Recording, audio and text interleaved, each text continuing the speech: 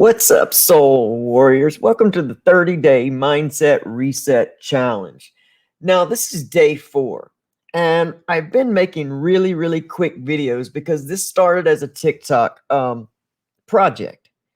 But today's challenge and today's subject is so big, and it's so important to our recovery and life process that there was no way I could get it all into a 1-minute segment. So I wanted to go deeper here on our YouTube channel because we need this. You know, in new recovery, we don't have the luxury of just letting our thoughts run the show. Our best thinking can think us straight into a relapse, and a relapse that we may possibly not come back from. And even if we don't think ourselves all the way to relapse, we can get ourselves so deep in a battle that we are fighting pure hopelessness. Now, look, when I came into recovery, I knew that it had to change.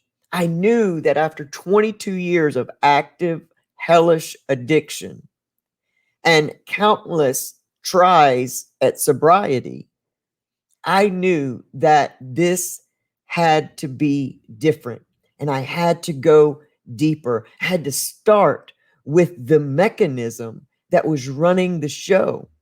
I had to, as I laid there, I was in a 9-month relapse. After 15 years of being clean from heroin, not clean from other opiates, but clean from heroin, I was in a 9-month heroin relapse, and I was tired. I had built a little too much to lose at that point. I had repaired some family relationships that I didn't want to sever. And I had a family that I loved so much and a young son who was looking to me to step in and be the father that he could emulate and be proud of. And he was looking to me to help build his stability in his life. And these things meant something to me. But see, I was still dealing with a lot of my own childhood trauma. I was dealing with abuse and neglect and so many other things. I was dealing with so much myself. I was failing at juggling the two. I was trying to be something for him that I had no idea how to be. And yet I wanted to be that so bad. So I knew coming into this recovery journey that I knew that I had one of two choices. Either I figure this thing out and I refused to get clean and sober and be just as miserable and hurting and hopeless as I had been. Or my only other choice was to pack a bag and leave my family and take off and go spend my last days on the street. Now, the evidence in my life had shown me that I didn't have the willpower to fight this thing called addiction on my own. So I started somehow and didn't even realize I was doing it then. But I had somehow, somewhere along the way, during bouts of dope sickness and laying there hating my life and hating myself and feeling bad and just wanting it to be over, I had laid there and really come to some consciousness that I didn't even realize that that's where I was. But in those times of helplessness and wanting the suffering to be over, I came to some great revelations in that I started taking apart the things that drove me to cope by using. And it was always surrounded around the memories of the past and the question, why me? You see, I felt helpless, hopeless. I believed that I was God's little joke. You see, I had known at 4 years old that I was born in the wrong body, that my head and my heart and my body did not match. And that the way that the outside world saw me was a complete opposite of how I saw myself and felt on the inside of me. Not to mention, I started suffering in that very next year from, sexual, mental, and physical abuse, suffered at the hands of a stepfather. And this went on for years and years. I had gained a lot of weight in hopes that that would make the abuse stop, because in being abused, I detested that different body. I felt so deeply that if my body matched who I was on the inside, then this wouldn't be happening to me. The things that we decide as children, right? That are so real to us. My self-image was being built in those times. I had learned to remain unseen. I had learned to stay quiet, because if we never knew when it was going to explode. So if I walked too loud, that could be the night that something terrible would happen. And in the midst of what I was going through myself, I was watching my mom be beaten and screamed at and yelled at and held against her will. And those things scared me even more than it scared me for my own life or situation. The fear of possibly watching my mom die. Domestic violence is real. And let me take a moment to give a small public service announcement. If you are in the midst of a domestic violence situation and you think that your kids are too young to be being affected, you're wrong. You're absolutely wrong. Get you and your kids out of that situation. I don't care if you're male or female. I don't care if it's a heterosexual, homosexual, or pansexual relationship. It doesn't matter. No human being deserves to abuse another. And it is drastically affecting your children regardless of their ages. And that I speak from personal experience, as I've said. But on my way to this recovery journey, these were the things that tortured me every day, the memories of these things. The way that I started using at 11 years old, trying to gain my father's approval. He was a drinker and started allowing me to drink at 11. And I thought, okay, he's going to see me. This was how I get his love. And then when I felt the intoxication of the alcohol, and that took away all the pain and the problems that I was experiencing at home, it was a win-win for me. And I became a weekend drunk throughout my teenage years from that point on. And I was always in a place where I drank until the pain disappeared, and that was usually when I blacked out or passed out. And in my active addiction, my grandparents were there for me, and they were doing their best to push me into a life that they thought was best for me, not out of meanness, only out of love and out of what they knew. But I felt like I couldn't open up to them and tell them why I couldn't do some of the things that, that they wanted me to do. I didn't feel comfortable, like public speaking. No, still blows my mind that I feel called to do this now. Because then I never wanted to be seen. I was a big old awkward girl boy in the deep South in the 80s and 90s. And the ridicule was too much.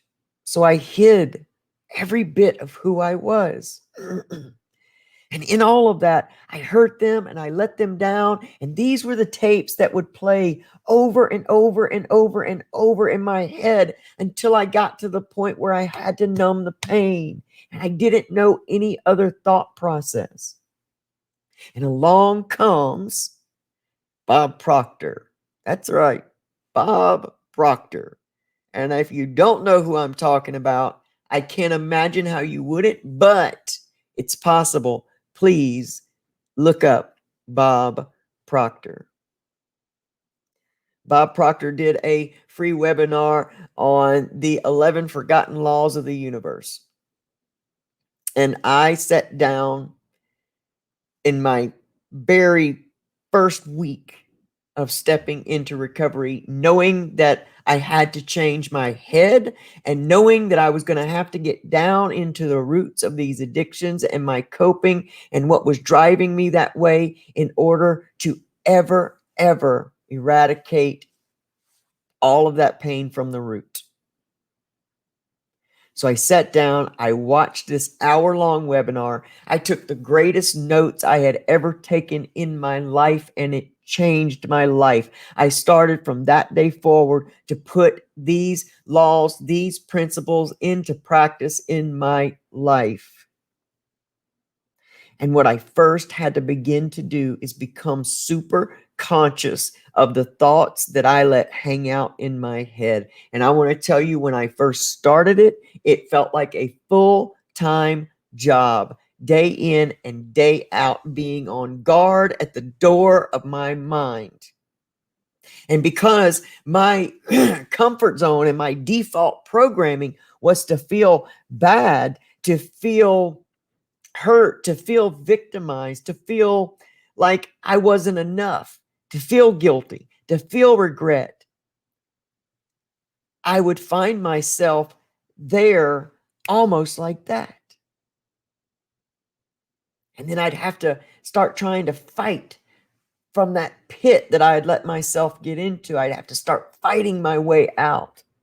And finally, I just got tired of fighting so hard. So I started getting vigilant. And I started guarding the door of my mind with everything that I had. When it came to the TV, when it came to the music that I listened to, it all had to change. I had to treat myself like a brand new baby on this earth, and I had to feed myself only what I wanted to take root in my soul. I couldn't just randomly watch and listen to things that I had in my past. I couldn't just randomly watch and listen to things like the news and things that were on TV, things that I liked to watch back in the day, my true crime stuff. It was like I was always connected with the victims. I was always connected with the worst of humanity. And now I had to start getting connected with what I wanted to see out of my life. And I started asking myself, how much do I want to why am I torturing myself by subjecting my own self to these thought processes and this outside stuff? I don't know my words right now. It's been a long day. Influences.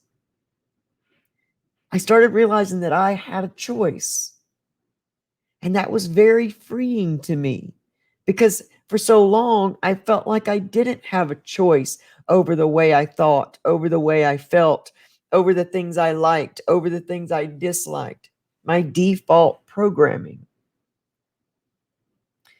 And I'm here to urge you to do the same in your life today, wherever you are in the recovery process. And I don't really care if it's substance or habit. I mean, each and every one of us out here today, well, let's not say each and every one of us. But I'm going to lead to the majority of us have in some way, shape, or form dealt with addiction in our own lives in some way, whether it's emotional eating, whether it's online shopping, whether it's online gaming, regardless of what it is. When something becomes so habitual that it takes over your life and you use that versus sitting in your feelings and finding out what these feelings are about, what they're trying to teach us, how they're trying to mold and shape us. When we use anything or anyone to escape, we're dealing with addiction. And so the information that I'm sharing goes a lot further than just the substance addiction community.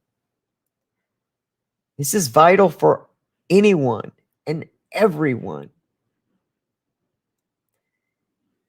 Get vigilant.